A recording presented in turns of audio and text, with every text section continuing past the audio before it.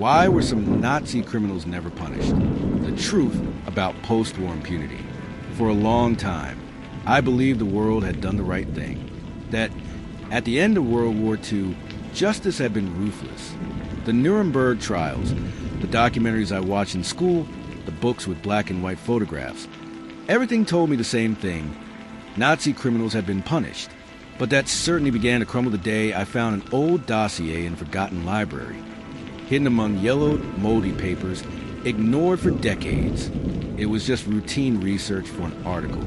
I was looking for the names of Third Reich officials who had been convicted, but the more I read, the more holes appeared. Important names simply disappeared after 1945. No arrests, no executions, no mention. Like ghosts, they evaporated from the official records, and then suddenly began to reappear in unlikely places. At that moment, something inside me shifted. The world I thought I knew collapsed. I found myself facing a truth no one wanted to face. Many of those responsible for some of the greatest horrors in human history never paid for it. Not for lack of evidence, not for innocence, but for convenience, for silent agreements, for protection rackets. That was when my descent into a labyrinth of lies, dark pacts, and impunity began, a labyrinth from which I may never escape. My name, frankly, matters little. I'm not a historian, nor an investigative journalist. I'm simply someone who, by chance, or perhaps fate, stumbled upon a barely healed wound in history, a wound the entire world seemed to have forgotten, or worse, chosen to forget. It all started simply, an academic project, research on the end of World War II. I wanted to better understand how the Nuremberg Trials worked, how the Nazis were tried, what was considered justice in the face of such monstrous crimes. I thought I knew the answers. We grew up hearing that great criminals were brought to court, that justice triumphed over hatred. But there was something in the documents I found, something that didn't fit.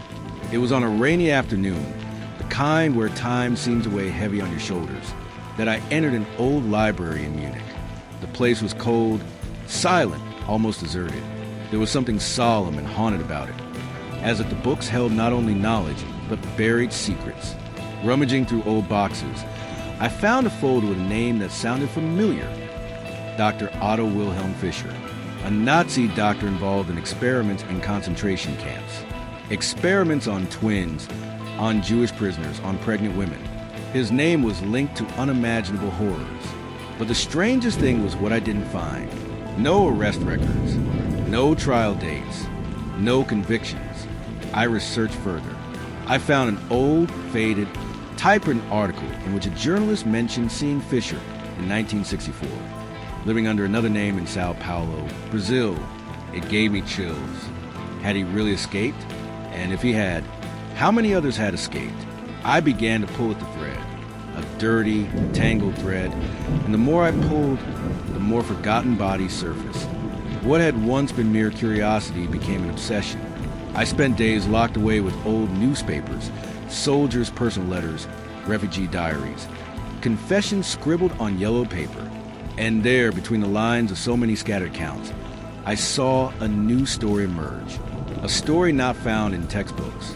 There was a network, a web carefully woven into silence in the post-war era, escape routes that led war criminals to South America, forged passports, changed names, protection provided by priests, diplomats, secret agents. I no longer knew if I was researching history or being sucked into it. I began to dream of the faces of these men, dirty, suffocating dreams. I woke in the middle of the night, feeling like I was being watched, and maybe I was, because the more I discovered, the more I felt I was touching something I shouldn't, a truth that bothered even those who claimed to be on the side of justice. I spoke to university professors, human rights lawyers, even descendants of Holocaust survivors. Everyone had something to say, but few wanted to delve deeper. You won't find justice there, only disillusionment. A Polish woman, the daughter of a former Auschwitz prisoner, told me she held a letter from her father as if it were a sacred relic. Some monsters died with impunity, embraced by their children. Others, perhaps, are still alive. That phrase stuck with me, because what began as a search for facts became a personal journey. a search for meaning, for answers, and, in a way, for redemption. Because the more I read, the more I felt ashamed of not having known this before, of having lived for so long under a convenient illusion, the illusion that the world, in the end, was just. But the world wasn't just. It was practical, convenient, political, and the price of that was the dignity of millions of forgotten victims. I remember the day I told all this to a close friend. He looked at me silently and said, "If this is true, no one wants to know."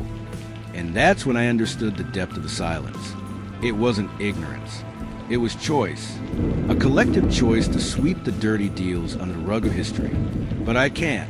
I can no longer pretend I didn't see what I saw, that I didn't read what I read, that I didn't hear what I heard. That's why I'm here, not to point fingers, because the guilty are long gone or too hidden, but to open the eyes of those who, like me, lived too long believing in a justice that was never complete. This story isn't comfortable, but it's necessary, and what comes next could change everything you think you know about the end of World War II. If there's one precise moment when everything changed, it was when I encountered that name, Dr. Victor Brunner. I was in the Berlin Central Archives, consulting documents from the former Reich Ministry of Health.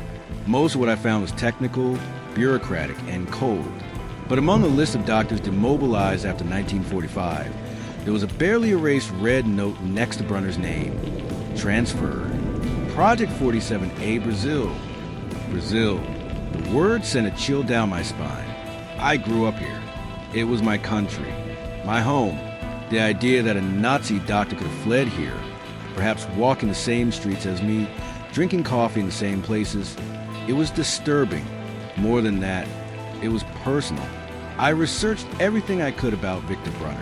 The name wasn't one of the most famous, but appeared in internal records from the Mauthausen concentration camp. He was responsible for experimental treatments on Slavic and Jewish prisoners, injections of gasoline, amputations without anesthesia, inducing extreme hypothermia.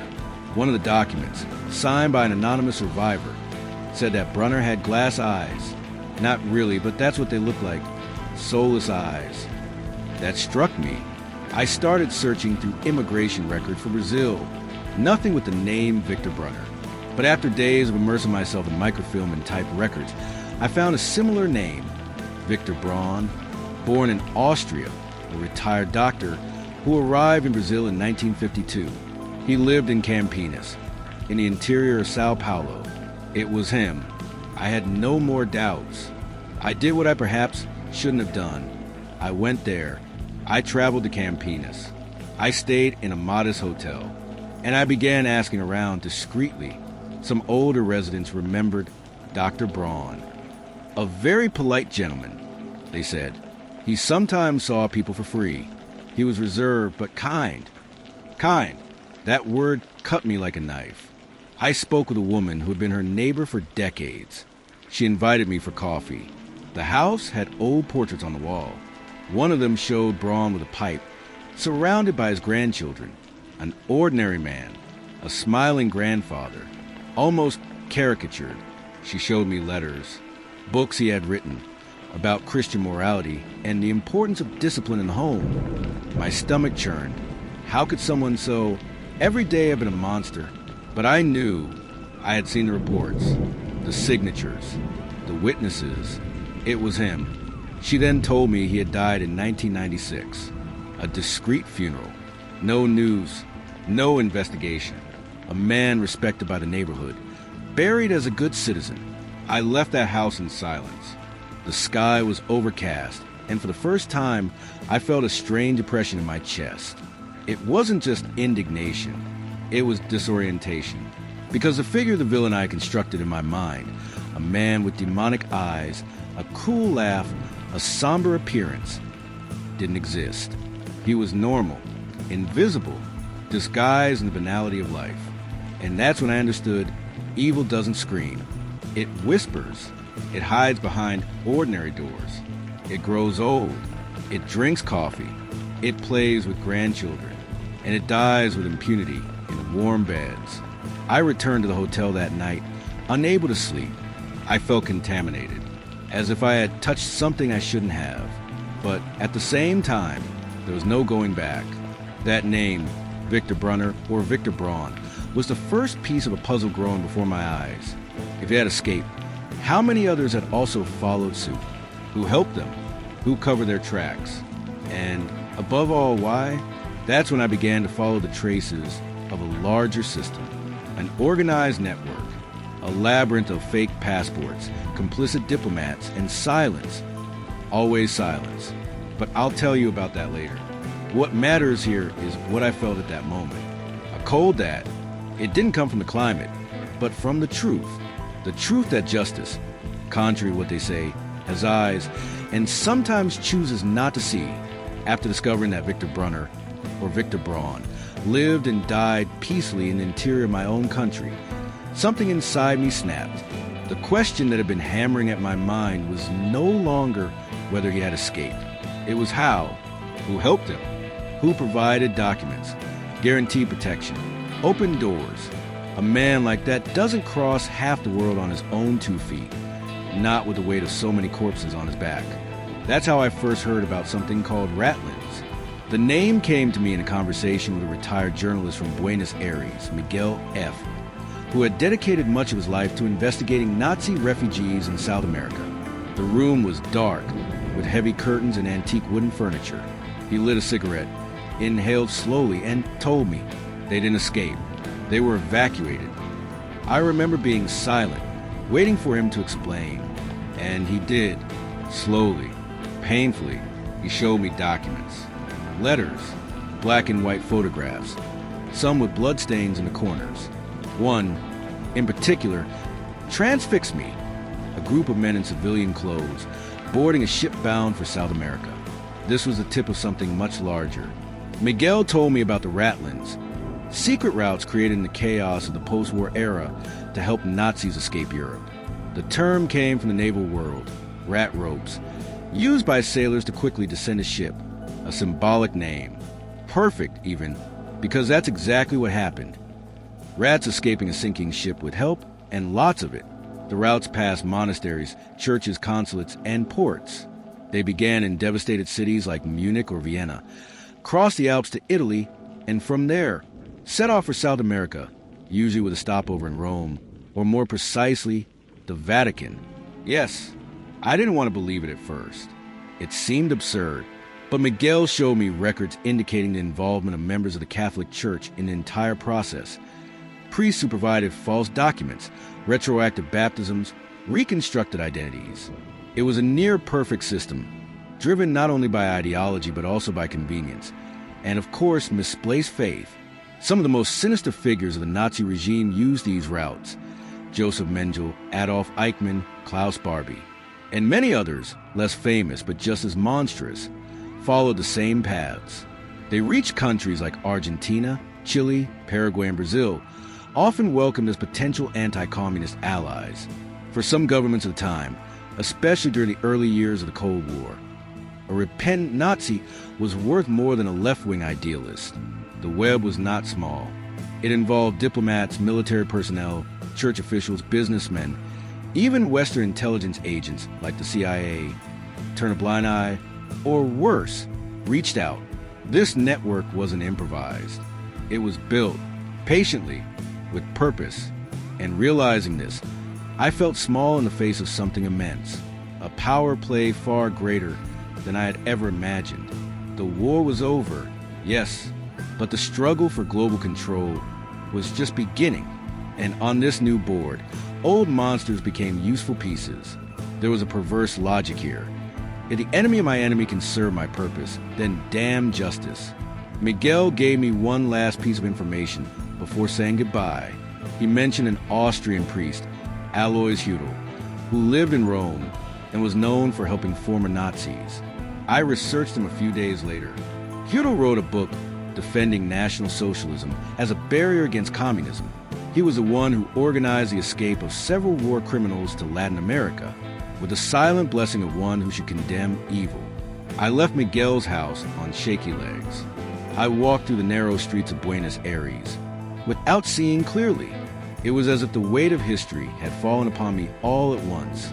The truth stark and raw, hurt more than I expected. Impunity, I understood, was no accident. It was a choice. And every smiling face in the archive photos, every friendly old man with grandchildren in his arms, carried on their shoulders a silence, a system that, in the name of convenience, decided to protect murderers. That was what haunted me most. The banality of disguise. They no longer wore uniforms. They no longer shouted orders. They sat in squares, fed pigeons, read newspapers. But the blood was still on their hands. Invisible, perhaps, but still there. During my childhood, I remember my grandmother keeping a crucifix hanging above her bed. It was a symbol of comfort, of peace, of redemption. I grew up associating the church with the idea of forgiveness and divine justice. Perhaps that's why it was so difficult, so painful, to accept what I discovered on this part of the journey.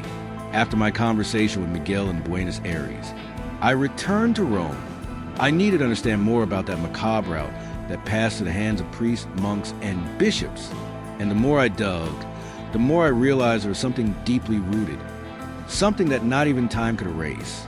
It was in a small archive of the Congregation for the Eastern Churches, where they allowed me to consult some documents dating from the 1940s and 1950s, that I found the first concrete evidence of the direct involvement of Alois Hudel, the same name mentioned by Miguel. Hudel was a bishop, a confessor, respected in ecclesiastical circles, but he was also one of the main facilitators of the escape of Nazi criminals. In his personal diary, kept out of the public eye for decades, there are passages that sent chills down my spine. In one of them, he justified his actions by saying, "It is my Christian duty to offer charity and shelter to those who have been persecuted, even by the weight of their own errors." Errors. That was the word he used. Not crimes, not atrocities, but errors, in the distorted logic of Hudel and of so many others who thought like him. Those men were not monsters, but soldiers defeated by a political war. Western brothers in the fight against communism. Ideology spoke louder than conscience. And with that, the doors of the convents were opened, false documents were issued, and pacts of silence were sealed. They were temples, but they felt like tunnels. I went to the old college of Santa Maria dell'Anima, where Hudel lived for years. There, I sat on the stone bench in the cloister and watched the sun stream through the stained glass windows. It was a place of beauty, but now it seemed full of shadows.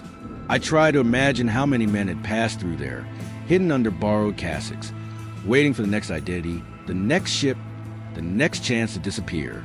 I wondered how many Dr. Bruners had passed through those walls, how many eyes had seen, known, and decided not to act. I spoke with an elderly, retired priest who had studied there in the 1950s. I asked if he had known Hudel. He just shook his head hesitantly and murmured. He believed he was saving souls, but some souls were beyond forgiveness. I thought about this a lot. Is there anything beyond forgiveness? The Christian faith teaches that there is not, that even the vilest sinner can be redeemed. But what do you do when the sinner is someone who sterilized women with lye, who ordered experimental drownings, who laughed while pulling prisoners' teeth for testing? Is it possible to forgive the unforgivable? The most disturbing thing was realizing that the church did not act alone. In many cases, governments knew. They knew and let it happen. The Vatican offered refuge. The Red Cross provided documents, and soon, those men were free in the world with new names, with clean pasts, reborn not by repentance, but by convenience. In a 1948 letter, addressed by Hudel to an Austrian colleague, he wrote, "If we don't help them, communism will devour them, and us with it." That was it. Fear. Fear of the Soviet advance justified everything. It justified silence, complicity, the denial of justice. And while millions mourned their dead, while children buried their parents in mass graves, while Holocaust survivors rebuilt their lives with open scars, the murderers were being welcomed into rooms with lit candles and whispered prayers. This revelation shattered me in a way I hadn't expected.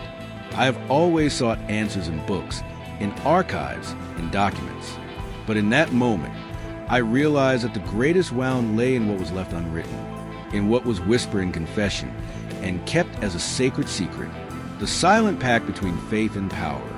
And when I left the cloister that day, my footsteps echoing between the arches, I no longer felt anger, nor astonishment. I felt grief. I mourned for a truth that never came to light. I mourned for a justice that was negotiated on the altar of pragmatism. And I mourned for myself for having believed for so long that institutions built to protect the weak would never open their doors to monsters. But they did, and in many cases, they did so with both hands. I used to think the world had been divided between good and evil during World War II, the Allies versus the Axis, democracy versus tyranny, light versus darkness. But that was an illusion, a comfortable narrative, a lie packaged in superhero movies and history books with happy endings. Because what came after the war, what almost no one likes to talk about, was a war even quieter, more concealed, and in a way more cruel, the Cold War. And it was during this war that I discovered the most perverse deal ever made, the bargain with the devil. After leaving Rome, I went to Washington. I gained access to declassified excerpts from files from the OSS, the predecessor of the CIA, and reports from the U.S. Counterintelligence Task Force. And there, amidst crossed-out pages, obscure names, and classified stamps, I began to understand what had really happened. The United States knew. They knew who many of these men escaping Europe were. Scientists, doctors, engineers, SS officers. But instead of hunting them down, they recruited them. Yes, they recruited them. The justification was always the same. They have information the Soviets can't obtain. I began reading about Operation Paperclip, a program that brought more than 1,600 German scientists to the U.S. after the war. Many of them had direct ties to the Nazi regime. Some participated in human experiments. Others developed weapons to kill on an industrial scale. And yet, they were welcomed, received, integrated. One of them was Werner von Braun, one of the architects of the Nazi rocket program, and later, the genius behind the American space program. He worked directly with Hitler and later with NASA, a man who helped build the V-2 rockets, responsible for the deaths of thousands in London, ended up being celebrated as a hero in the United States. It was as if the past had been erased with space ink. Another case that haunted me was that of Reinhard Gehlen, head of Nazi military intelligence on the Eastern Front. After the war, he made a direct deal with the United States. In exchange for his freedom, he offered information about the Red Army. Not only was he spared, he was appointed head of the new West German intelligence service, the BND, with the approval of the Americans. Gehlen, a committed Nazi, became a pillar of the new Western Order. He was not arrested. He was promoted. I lay awake nights staring at the pages of those files. They didn't scream guilt. They whispered expediency. Every signature, every memo, every report said the same thing between the lines. They may be monsters, but they're useful monsters. And it tore me apart. Because while Holocaust survivors wandered Europe searching for missing relatives, while mothers buried their children in mass graves, while Nuremberg Trials tried to establish a sense of justice, other men, as guilty as those being tried, were sheltered in laboratories, secret bases, and meeting rooms. The Cold War was a new chess game, and no one wanted to lose. The U.S. feared the Soviets were recruiting ex-Nazis too, and they were. It was a dirty race. Whoever caught the worst first won. And that's how morality died. Not with a bullet, but with a deal. I remember reading a CIA report from 1952. It contained the following sentence, which still echoes in my mind. Moral integrity is desirable but not essential to national security. There was in black and white the naked truth. For those in high places, justice was a luxury. What mattered was information, knowledge, power. And if that meant saving a war criminal, so be it. You know what's most disturbing? Many of these men died in the United States with medals, pensions, published books. Their names are in encyclopedias, but their crimes were buried, hidden, erased. Sometimes I find myself looking at images of the space race. Children waving at rockets, reporters celebrating breakthroughs, scientists being treated like celebrities. And I wonder, how many of these achievements were built on corpses? It's like living in a beautiful, well-built house, but knowing its foundations are built on human bones. The truth is, The Cold War was a justification for everything. It allowed justice to be delayed or avoided altogether. Nazis became strategic assets. Victims became inconvenient statistics. And when I look back, I realize that the war never really ended. It just changed its name. And the monsters? They remained among us, no longer with boots and swastikas, but with suits, titles, and security badges. It was in Lyon in the south of France that I felt, for the first time, the physical weight of history. The cobblestone streets, the old buildings with narrow windows, the smell of European winter mixed with smoke from fireplaces. Everything there seemed to whisper memories, but they weren't good ones. They were whispers of pain. I went there to find a man, someone who had seen hell up close and lived to tell the tale. His name was Jules M. He was almost 90 years old, his eyes sunken, his hands marked by age and the rage that time had not erased. He received me politely, but also with a tense silence, as if he carried something inside him that still gnawed at him, something that somehow he never wanted to share but knew he needed to. "Did you come to find out about Barbie?" he asked me directly. I nodded, head, and then he told me. Klaus Barbie was the head of the Gestapo in Lyon during the Nazi occupation. A cold, meticulous, cruel man. He was responsible for hundreds of arrests, tortures, and deportations. And they weren't just adults. Barbie sent children to the extermination camps. He ordered the deaths of the elderly. He oversaw torture sessions with exquisite sadism. He earned the nickname the Butcher of Lyon. And, according to Jules, he lived up to it. I heard the screams, boy, Jules said, his voice breaking. It was in the basement of Gestapo headquarters, an old building on Place Belcourt. We could hear the screams even from across the street. Jules's father was one of those captured, taken, interrogated, tortured. He never returned. His body was never found. Barbie killed him, and then he disappeared. And that's when the story took an even darker turn. After the end of the war, Klaus Barbie disappeared. He wasn't arrested in Nuremberg, hanged, or tried. He fled, and for years, his whereabouts remained a mystery, until the documents revealed an even more disturbing truth. He was protected. Who protected him? None other than the United States government itself. Barbie was recruited by American intelligence, which needed counterintelligence experts. Someone with knowledge of the Gestapo's methods, especially regarding the Soviets. A useful monster, like so many others. I was speechless when I read this in files. The same man who destroyed entire families in France, who ordered torture with his own hands, now worked for the very same people who claimed to be fighting for freedom. Barbie lived in Germany for a time with false documents provided by U.S. Army counterintelligence. When the pressure mounted, they helped him escape to Bolivia using one of the now infamous Ratlins. There, he lived as Klaus Altman. He became a military consultant, an advisor to dictators, involved in arms trafficking, militia training, and no one touched him. No one dared. The cruelest thing was what Jules told me later. His eyes filled with suppressed fury. He had children, grandchildren. He lived in big houses. He traveled. He laughed. I saw photos. Meanwhile, I spent nights hugging my father's coat, waiting for him to return. Those words stayed with me for a long time. In 1972, a couple of French Nazi hunters located Klaus Barbie in Bolivia. But even so, the Bolivian government refused to extradite him. Years of political pressure followed until finally, in 1983, Barbie was captured and sent back to France. His trial was a grim spectacle. The witnesses were old survivors. Most trembled as they took the stand, but they all had the same certainty in their eyes. It was him. Barbie was sentenced to life in prison in 1987. He died 6 years later in a maximum security cell. But the question that wouldn't leave my mind was simple. Why? Why did they capture him so late? Why did they protect him for so long? How many lives could have been saved if he had been arrested in 1945? I sat in front of the former Gestapo headquarters in Lyon. The building still stands. Today it's a memorial center. Tourists take photos. Children pass by on school trips.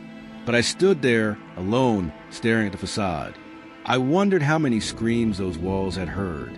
How many ghosts still inhabited that basement? And I thought of Klaus Barbie's face. An ordinary man, combed hair, discreet glasses, a face that could be in any dining room, on any street corner.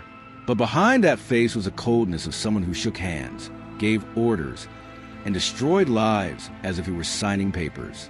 And the most unbearable thing was knowing that, for almost 40 years, this man lived in peace, protected by those who should have been his hunters, covered by governments, by militaries, by ideologies, all in the name of a new enemy. The Cold War turned murderers into useful objects, and Klaus Barbie was one of the best guarded. There was no justice. There was only delay, a delay that cost the victims decades of peace, and a silence that echoes to this day. The first time I walked the streets of Bariloche, Argentina, I thought it was just another tourist town, with its wooden chalets, European climate, and tranquil lakes.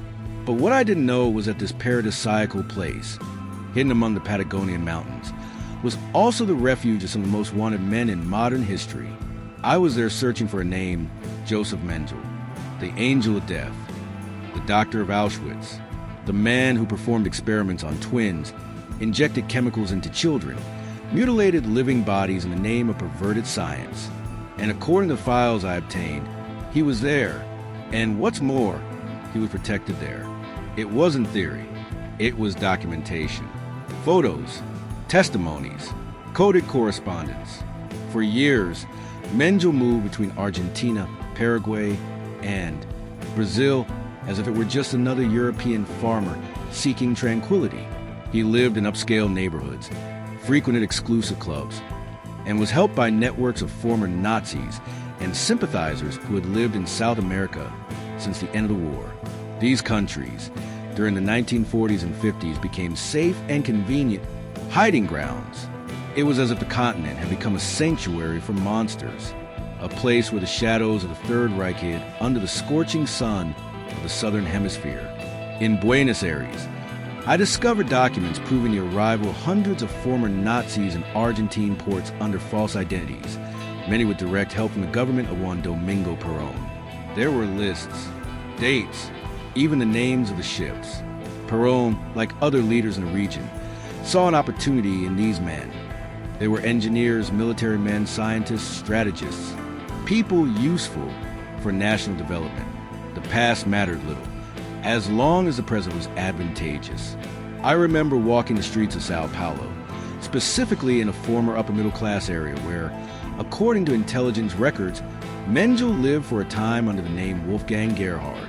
I imagine him walking around, going to the market, greeting neighbors, laughing, as if nothing had happened. And, indeed, for many, nothing had happened. I asked a former resident of the areas about that name. He frowned, thought for a few seconds, and said, "I think so. I remember someone like that. He seemed European, very discreet." That was it. Discreet. Invisible. The doctor who condemned thousands to a silent death, now camouflaged under a common name. In Chile, the situation was no different. There, the famous Colonia Dignidad, a community founded by Germans in 1961, became an inaccessible, walled stronghold where other Nazi criminals are believed to have hidden. It was more than a refuge. It was almost a fortress, a place where time stood still and where the memory of horrors was recycled in silence. The locals knew. Some spoke with fear. Others simply looked away. No one wanted to get involved. After all, messing with powerful ghosts is dangerous, even decades later.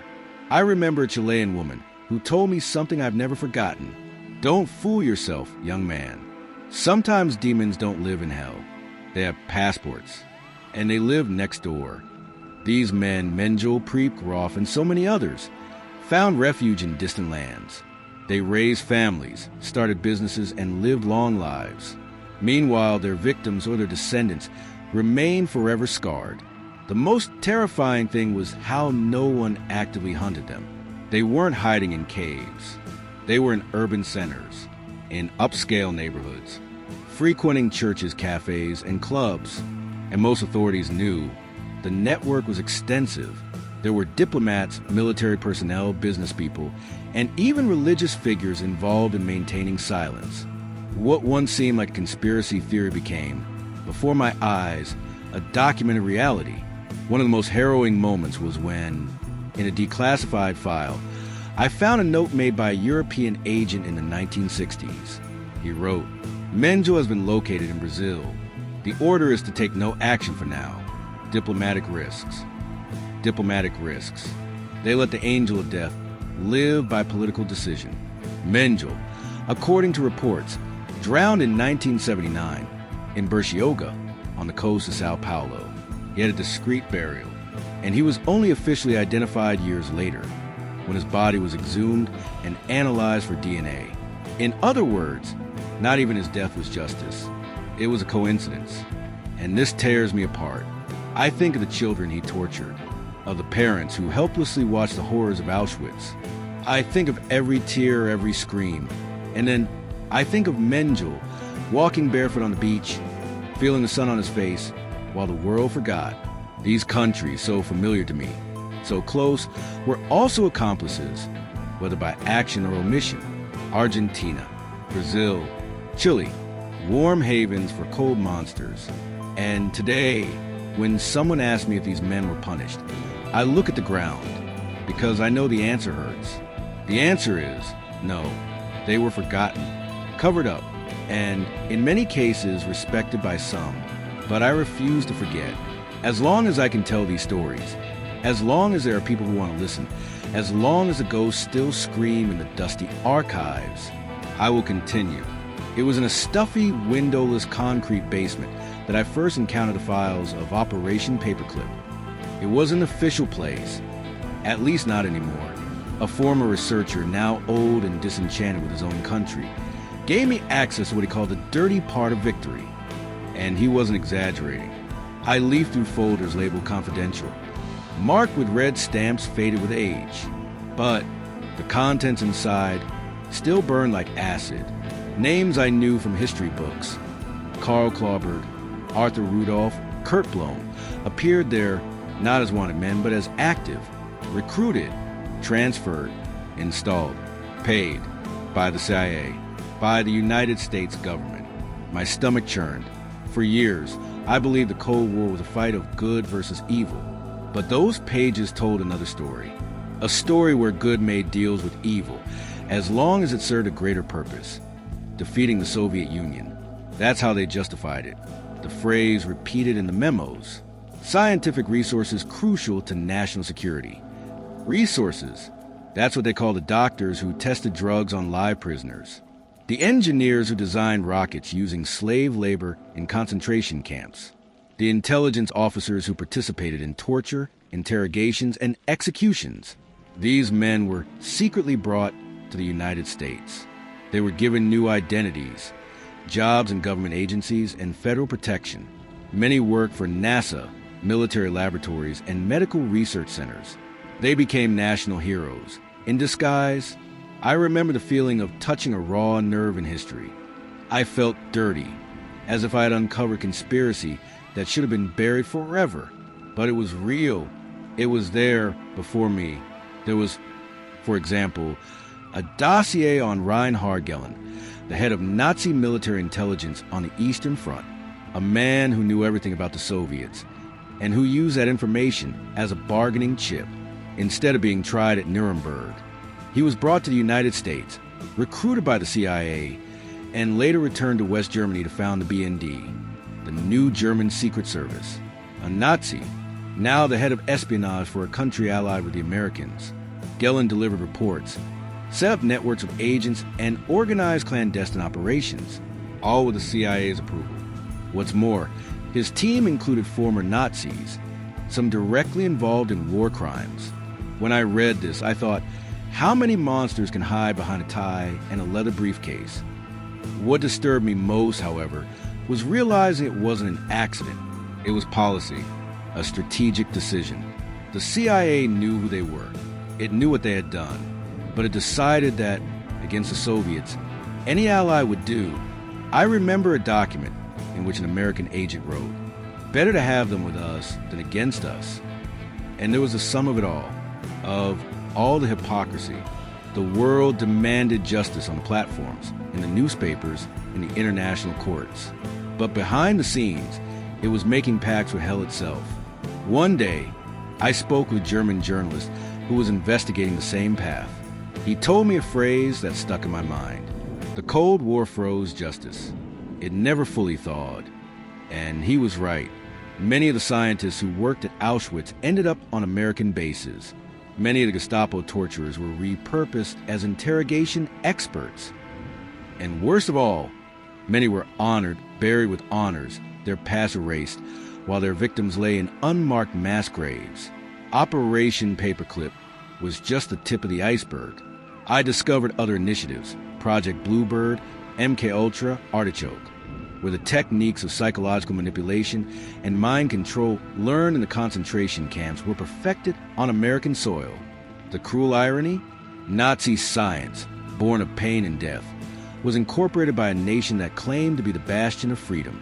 It was as if the world was saying, yes, they are monsters, but now they are our monsters. I left that basement with my hands shaking. The sun outside felt wrong.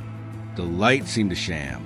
Because now I knew the justice we were taught in school was just the surface, and beneath it, there was a pact of silence, blood, and geopolitical interest. What haunts me most of this day is the thought that so many people know this and choose to ignore it because it's more comfortable, because it's more patriotic, because it's easier. But I can't forget, I saw the files, I saw the signatures, I read the cold, clinical reports, full of bureaucratic words to hide human horrors. And I wonder, how many of the victories we celebrate were built on bones that never had a proper burial? How many medals hide crimes? How many flags wave over pacts with evil? And most importantly, how many more are still alive, free, unpunished, protected by a past the whole world pretended to forget? I never imagined that a symbol of faith and hope could be involved in one of the greatest scandals of impunity in history. But the truth is that the Vatican, that centuries-old, ancient, and powerful institution, played a decisive role in the so-called Ratlins, the escape routes that saved hundreds of people, Nazi criminals from justice. I discovered this gradually, as if unraveling an invisible web woven between shadows and whispered prayers. The first clue came from a brief reference in a book about the post-war period. Austrian priests helping former Nazi officers obtain false documents, passports, even a new identity. I needed to know more. I traveled to Rome, walked the quiet streets near the Vatican, visited archives and libraries, spoke with historians and even some members of the clergy, disguised as a researcher interested in church history. It was in one of the private archives, hidden behind a heavy iron gate, that I found the name that was always present, Alois Hudel, an Austrian bishop based in Rome, an avowed admirer of Nazism, who used his influence to help fugitives. In his own writings, Hudel argued that these men, even those involved in the most heinous crimes, deserved protection because they were victims of a communist witch hunt. He saw communism as a true evil to be combated, justify his actions in the name of fighting the Soviet advance. But the story didn't end there. The Ratlins were an organized support network that spanned convents, embassies, consulates, and ports, coordinated with surgical precision. Priests, monks, Vatican officials, and secret agents created false documents, granted visas, and sealed passports. From Austria, the fugitives crossed into Italy, usually via Venice or Genoa. From there, they embarked for Latin American countries, Argentina, Brazil, Paraguay, and Chile. Often, they passed through neutral territories or countries that turned a blind eye to the passage of these criminals. The most frightening thing was the complicit silence. I tried to talk to people in the church. Some denied any involvement. Others looked away. But amidst the documents and testimonies, the truth became clear. Religious protection was intertwined with politics and strategic expediency. A letter dated 1947, attributed to a Vatican official, read, "We must protect those who, though flawed, are our brothers in the fight against Bolshevism. Earthly justice sometimes needs to give way to ensure the victory of faith and freedom." That sentence chilled me. Earthly justice giving way to ensure faith? Or was it an excuse to hide monsters behind altars? visiting the places where these documents were issued, the churches where priests administered false baptisms to criminals, left me with a kind of knot in my stomach. Those temples, which were supposed to be sanctuaries of peace, became, for a few years, way stations to hell. And the hardest part was realizing that, in many cases, local Catholics themselves knew there was a pact of silence, a tacit agreement not to question suspicious presences. After all, the fear of communism was real, and the horrors of war were still fresh. For many, protecting a former Nazi was a lesser evil in the face of the Soviet threat. For others, it was an opportunity to maintain political influence. I spent days looking at the old images, black and white photographs of men in cassocks and hats, handing documents to undercover Nazi officials, contained smiles, gestures of complicity. I wonder, how can we reconcile this with a message of love, forgiveness, and justice that Christianity preaches?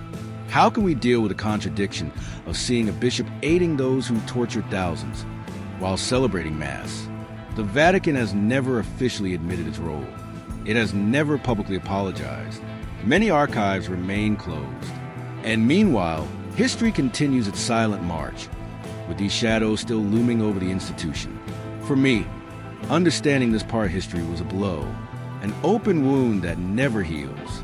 But it was also a reminder that evil doesn't always wear the same clothes, that it can hide behind the cassock, the cross, the altar, and that justice, to be true, cannot play favorites. It was on a rainy night in a small apartment in Buenos Aires that I began to understand the true scope of the network that helped the Nazis escape trial and death.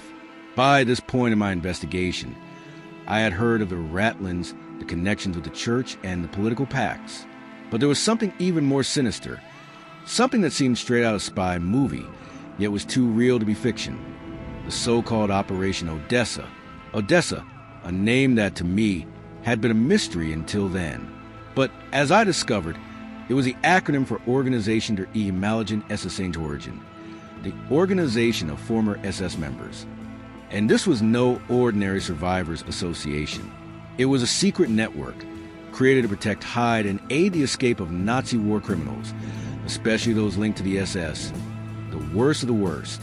I found reports, documents, and testimonies from former agents who claimed to have participated in or been indirect witnesses to Odessa's actions. The organization had contacts throughout Europe, South America, and even parts of the United States. Odessa's operations were ingenious and brutal.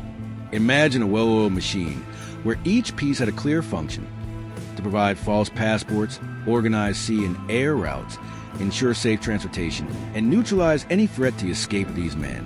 One night in Buenos Aires, I was taken to a clandestine meeting where former members of the city's European community shared stories, some confirming Odessa's existence, others warning of the silence imposed on the matter.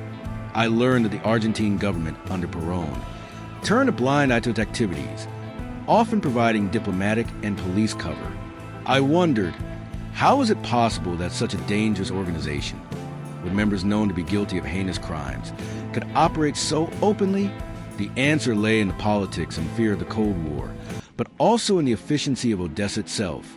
They not only helped the Nazis escape, but also protected each other. It was a brotherhood of blood, fidelity, and absolute silence. In a secret report from a European intelligence agency, dated in 1955, I read, Odessa maintains an efficient communication system and is capable of infiltrating agents into South American governments, ensuring the safe passage of its members.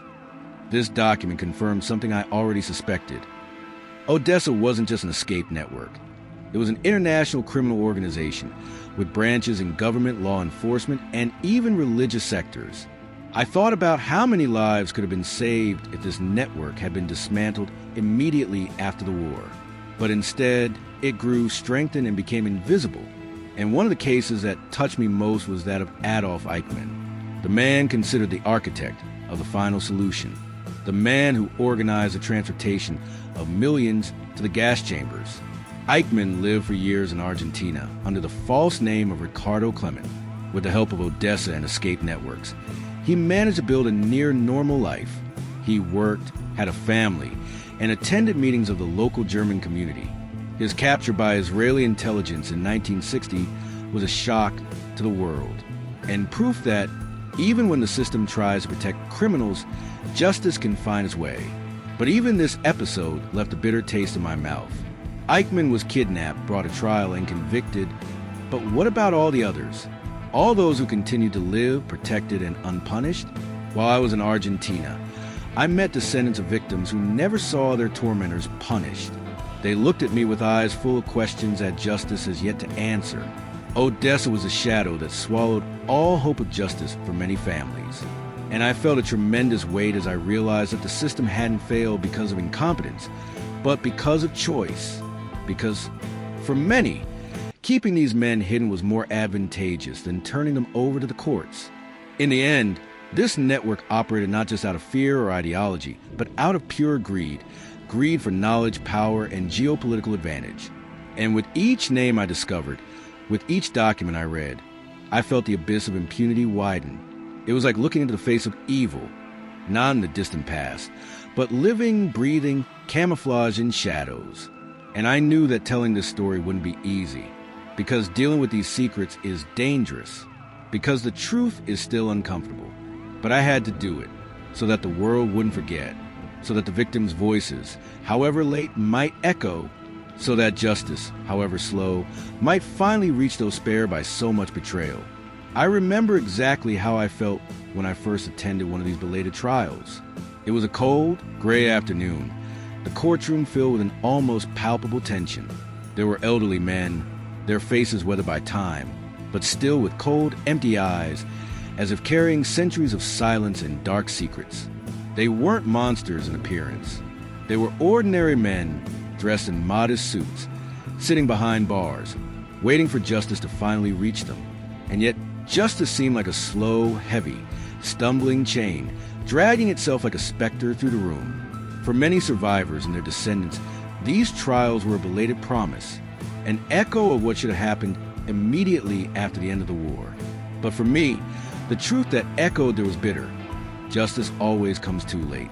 When I began researching these trials, I realized that many Nazi criminals were captured decades after their crimes, often thanks to pressure from Nazi hunters. Tireless, like Simon Wiesenthal, men and women who dedicated their lives to chasing ghosts. And yet, many of the accused died before the trials were concluded. I remember the case of John Demjanjuk, accused of being Ivan the Terrible, a brutal guard at Sobibor. His trial lasted years. The legal battle was exhausting. He always denied the accusations, and the bureaucracy dragged on. For me, watching this was like watching justice dragging on in slow motion, almost helpless. But what disturbs me most is the feeling that these trials, despite their historical and moral importance, are insufficient. They are patches on a fabric that has been deeply torn, a fabric that the world could have sewn back together firmly immediately after the war, if not for politics, fear, and expediency. The impunity that allowed so many Nazis to escape was a ghost that haunted these courts. It was as if the judges and lawyers had to deal not only with evidence, but with decades of omissions, cover-ups, and shady deals. Many of the accused had powerful support networks. Some had changed their identities. Others were in countries that didn't cooperate with international proceedings. International politics was a dirty game that always seemed to interfere with the pursuit of justice. Throughout these investigations, I spoke with family members of victims who never had the chance to see their tormentors face trial.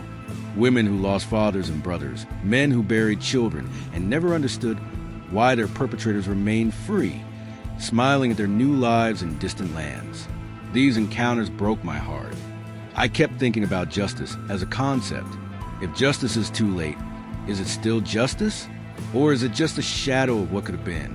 A friend of mine, a human rights lawyer, once said, "Delayed justice is a form of justice, but not the justice victims deserve." That phrase stuck with me. I also thought of those who escaped completely, those who died peacefully, never answering for their crimes, those who might still be alive, hidden under new identities, protected by a convenient silence. And then I realized that this search for justice is a constant battle. It doesn't end with a verdict, nor with a sentence. It continues in stories told, in the archives uncovered, in the memories preserved. I felt deeply that telling these stories is an act of resistance, a way to ensure that even if the system failed in the past, the truth is not buried forever. But I also realize that this justice we seek is not just for the dead. It is for us, for the present, so that we learn to recognize evil disguised as normality, so that we remember the cost of silence and omission. Looking back, I see that post-war impunity was not just a political mistake. It was a moral failure that left deep scars on humanity. And as long as this wound doesn't heal, as long as we continue to allow oblivion to override memory, evil will continue to find ways to survive. That's why I keep telling these stories. Because justice isn't just a court trial. It's a daily fight against oblivion. It's a commitment to the truth. It's a cry for never again for monsters like those to find shelter under the veil of silence. After everything I've told, after each story, each name, each secret revealed, I ask myself, what is the true price of impunity? What does it mean for us that these wounds are still open, that these stories still echo in the silence of shadows? I don't want this account to remain merely superficial, a dead file, a story told and soon forgotten. I want you to feel, as I did, the weight of these memories. I want this uncomfortable truth to reverberate within you and transform it into something greater, into awareness, into vigilance, into struggle. Because what happened after World War II wasn't just a judicial or political error. It was a moral failure that allowed monsters to continue walking among us, hidden in new identities, protected by invisible networks that span borders and decades. These men I've told you about, Barbie, Mengele, Eichmann, and so many others, weren't just isolated criminals. They were cog in a system that, in the post-war period, chose to ignore justice in the name of fear, politics, and expediency. And that choice came at a price paid by the victims, the families destroyed, the communities forever scarred by horror, and more than that, a price we all pay as humanity, because impunity takes deep root. It paves the way for evil to replicate itself, for silence to become complicity, if the story serves any purpose. It's a reminder that justice cannot be selective, that forgiveness cannot be bought with political interests, and that memory is the only antidote to oblivion. I believe that as long as we tell these stories, as long as we don't allow these voices to be silenced, we are building resistance, a barrier against the return of these shadows. And this resistance begins with you. Therefore, I invite you to join me on this journey. Follow this channel, where together we will unravel the mysteries, the hidden stories, the secrets that many would like to remain buried. Here, I will bring reports, documents, real facts, always with respect for the victims and the truth, so that the past can be a lesson and not a repeating cycle. If you want to better understand how power can corrupt, how impunity takes hold, and how the truth can be our greatest weapon, stay with me. Subscribe, turn on notifications, and share these videos with those who also seek to know the truth. Because knowledge is light, and light, however dim, dispels darkness. Justice may have come late for many, but as long as we have the courage to remember, to question, to speak out, it will never be lost. And I'm here to ensure these stories aren't forgotten. Thank you for being with me this far. The fight for memory and justice continues, and you are part of it.